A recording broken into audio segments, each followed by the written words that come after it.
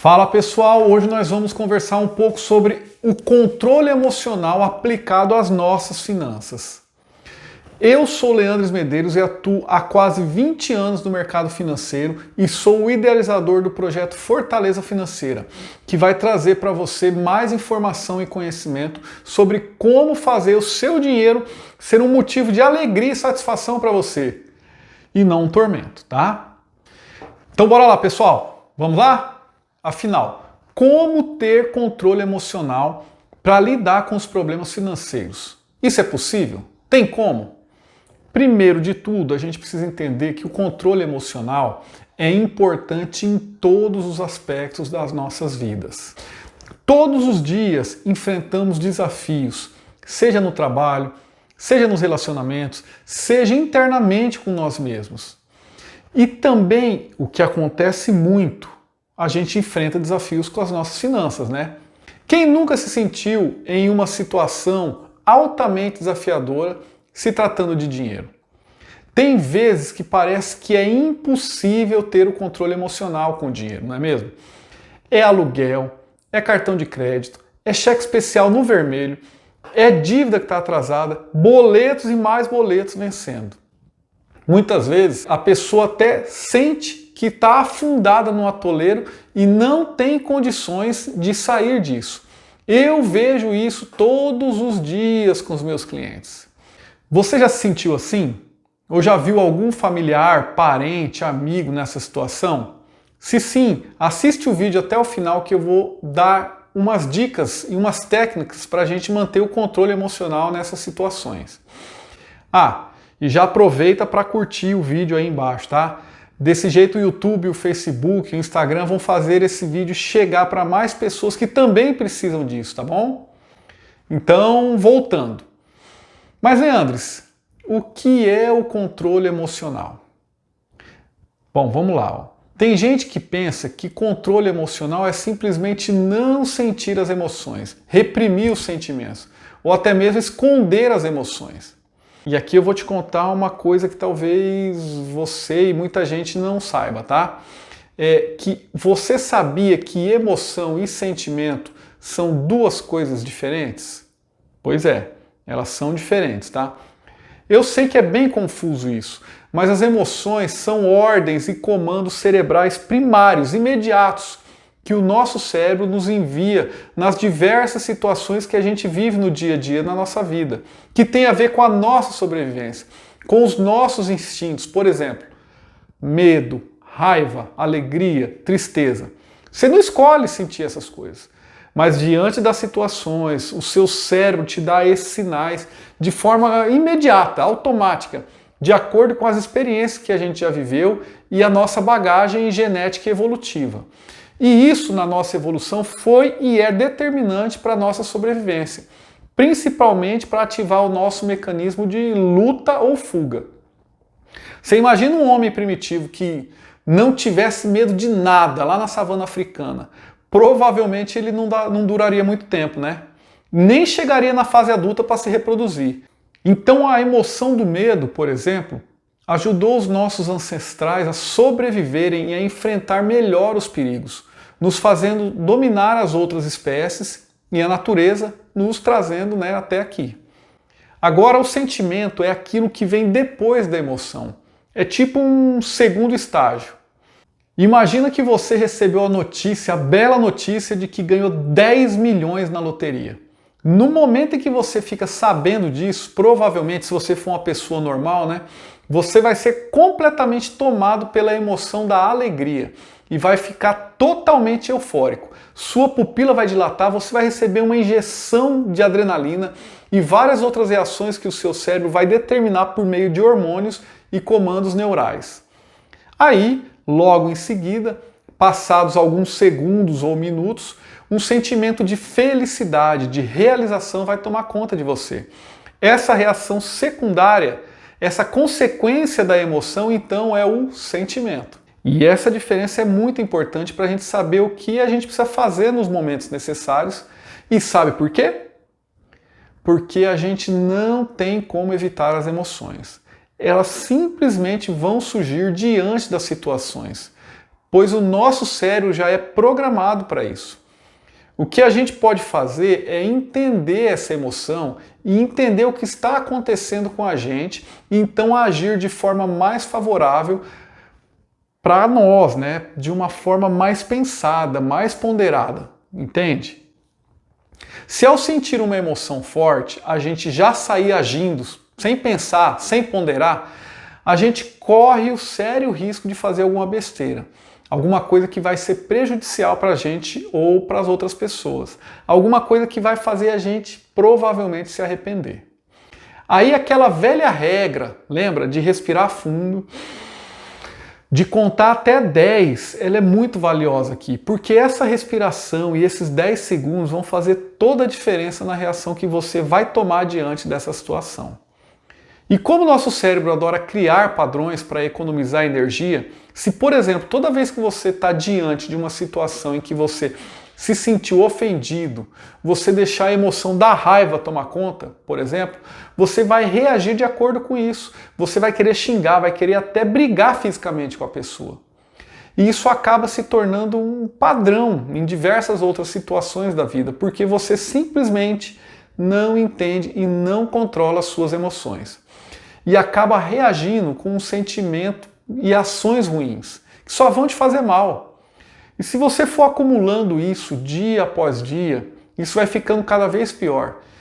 E eu não sou especialista nessas coisas, mas dizem que o próprio corpo reage na forma de doenças com isso, tá? Tá bom, eu sei. Eu sei que ninguém é de ferro ou tem os nervos de aço aí. Às vezes vamos ter reações explosivas mesmo. E impensadas muitas vezes, né? Mas o que eu estou querendo dizer aqui é para você sempre que possível, fazer aquela pausa estratégica, respirar fundo, contar até 10 e entender, ter clareza da situação, para só depois reagir a isso. E faça disso um padrão na sua vida, um hábito, pois assim você vai se tornar uma pessoa muito mais sensata, muito mais ponderada e vai poder tomar decisões muito mais favoráveis para você mesmo. Então, em momentos importantes, de decisões importantes, situações em que você vai se reunir, conversar com pessoas, essas pessoas têm algum poder de te ajudar ou de te prejudicar, pessoas do seu convívio, da sua família, não é recomendável que você faça isso movido pela emoção, pois você corre o sério risco de agir de uma forma que vai acabar ofendendo ou magoando a outra pessoa, ou causar um desconforto desnecessário que no final vai até te prejudicar.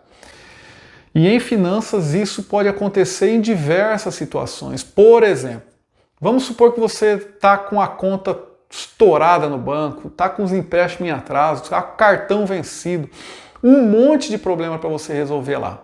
Aí você, movido por uma emoção de raiva ou do sentimento de frustração, sem você ponderar antes, sem parar para entender o que você está sentindo, decide ir até o banco e descarregar tudo isso lá no gerente. Discutir, reclamar, gritar, xingar. Se houvesse uma possibilidade desse gerente fazer algo bom para você, com as ofensas que você fez para ele e para a empresa que ele representa, você acha que ele vai ter um mínimo de vontade de resolver a sua situação? O que você acha? Agora você imagina o contrário.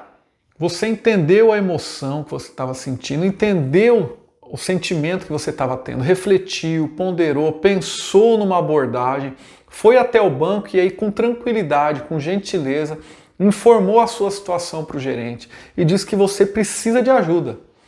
Qual você acha que vai ser a reação dele? Se tiver uma possibilidade dele resolver a sua situação, você não acha que ele vai estar mais disposto a fazer isso?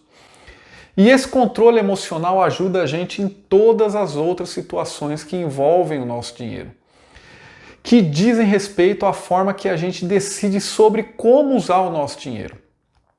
Uma pessoa sem controle emocional é uma forte candidata a agir por impulso, a comprar por impulso.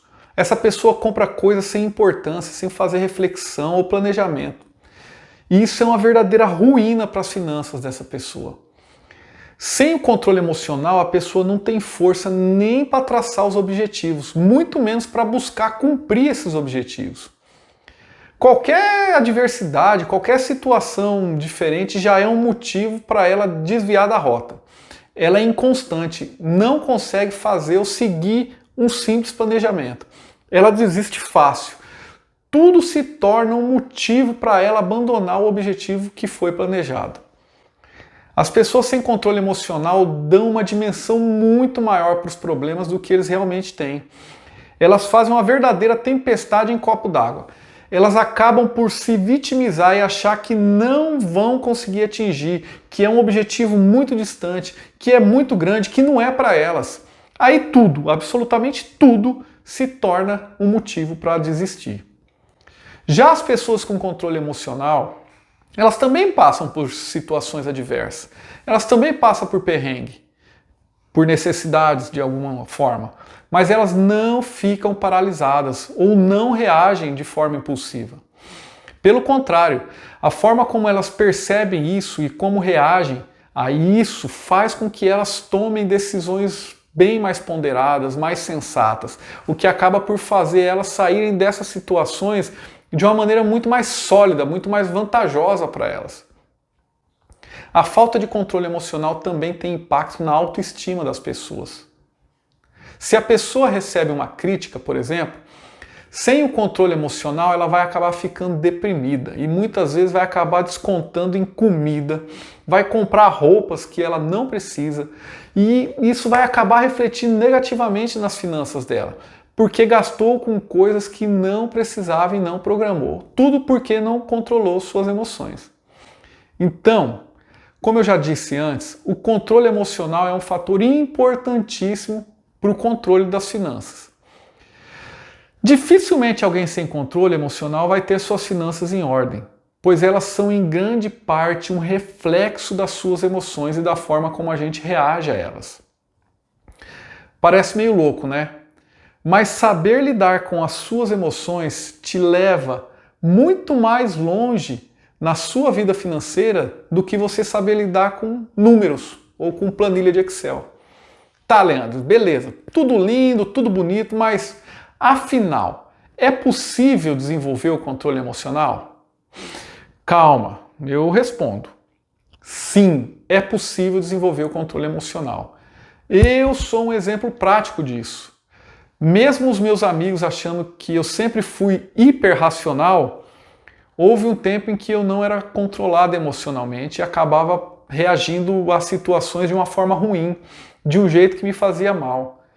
Mas agora eu estou muito melhor, bem mais controlado. Tem um livro do Daniel Goleman, peraí, esse aqui, ó. Deixa eu pegar ele aqui. Opa, não cai não. Aqui, ó. Chamado Inteligência Emocional, que explica muito bem sobre isso. É um livro fantástico, tá? Recomendo muito. O Daniel Goleman é considerado o pai da inteligência emocional e fez diversas pesquisas e publicações sobre esse assunto. Eu recomendo muito que você leia esse livro aqui, tá?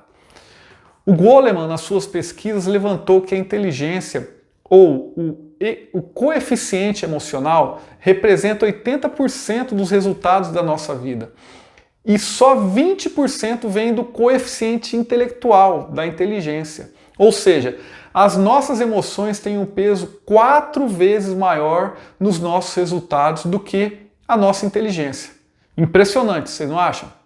Eu também indico alguns mentores, como Jerônimo Temel, Wendel Carvalho e o Pedro Calabres do canal Neurovox, que são muito feras. Procura eles aí na rede, você vai aproveitar muito o conteúdo deles, tá? Eu não vou aprofundar no assunto aqui, tá? Para vocês desenvolverem seu controle emocional, vocês vão ter que ler, principalmente esse livro aqui que eu falei, assistir as palestras, vídeos, fazer treinamento, exercício, praticar no dia a dia, tá? Mas eu vou adiantar algumas dicas aqui, técnicas para vocês que eu aprendi com esses autores que eu falei e também com esse livro aqui, tá? Primeiro, o autoconhecimento. Se conhecer, se entender, entender por que a gente reage de determinada forma a certas situações. Ter essa clareza. Entender as nossas emoções e sentimentos. Isso é muito importante. Segundo, a gente precisa saber gerenciar as nossas emoções e direcionar as nossas reações a elas. Uma vez que a gente entendeu o que está sentindo, a gente precisa se perguntar: Qual é a melhor atitude que eu preciso tomar agora? Como é que eu vou reagir a isso? O que é melhor eu fazer agora? Lembra do que eu falei antes? Para, respira fundo, conta até 10, entende o que você está sentindo e só depois você reage. Às vezes você vai ver que é melhor nem reagir, que é melhor ficar quieto na sua. Lembra daquela outra máxima? É melhor estar em paz do que estar certo? Então, muitas vezes ela se aplica aqui nesse ponto. Terceiro, automotivação. A gente precisa saber se automotivar. Isso é muito importante. Não ficar esperando que algum estímulo venha de fora para motivar você. A gente precisa encontrar em nós mesmos a nossa motivação. A gente não pode atribuir a fatores externos os motivos para que a gente haja. Como dizem, motivação é motivo para a ação, mas esse motivo precisa ser seu, interno, intrínseco. Não espere nada de fora, de outras pessoas, do pai, da mãe, do chefe, do governo ou de uma divindade, ok? E encontre o seu motivo, por você mesmo. Qual é o seu porquê? O quarto ponto, desenvolver a empatia. Se colocar no lugar do outro. Como dizem no inglês, mas eu já traduzindo aqui, tá? Calçar os sapatos do outro, estar disposto a entender o outro genuinamente. Quanto mais você desenvolver a empatia, mais você vai desenvolver nos seus relacionamentos pessoais, nos relacionamentos profissionais, vai entender a esposa, o filho, o chefe, o cliente, e com isso você vai se relacionar melhor com eles, buscar soluções em conjunto para os problemas deles, fazendo a diferença na vida deles. E o quinto, que está muito ligado com o anterior, é criar bons relacionamentos. Isso já vem quase como uma consequência da aplicação dos anteriores. Quando você pratica os anteriores, você consegue entender as pessoas, o que está se passando com elas, criar conexão com elas, criar bons relacionamentos, que vão te ajudar a caminhar na direção dos seus objetivos. Então vamos lá, recapitulando aqui, tá? Os 5 fatores para conquistar um alto grau de inteligência emocional são autoconhecimento, gerenciamento das emoções, automotivação, empatia e criar bons relacionamentos. Eu já ia esquecendo aqui, tá? Meditação. A meditação ajuda muito também, tá? Vale muito, muito a pena dedicar aí uns 15, 20 minutinhos do seu dia. Você vai perceber a diferença enorme que isso vai fazer para o seu controle emocional, para os seus relacionamentos e para a sua vida como um todo, tá? Eu só quero relembrar aqui que esse assunto não se esgota aqui, tá?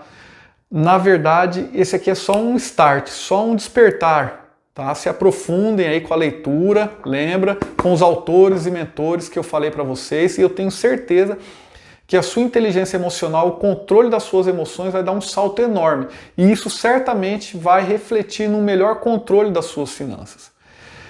Um grande abraço para vocês e vamos juntos construir a nossa fortaleza emocional e a nossa fortaleza financeira. E não esquece de curtir o vídeo aqui, tá bom? Até a próxima!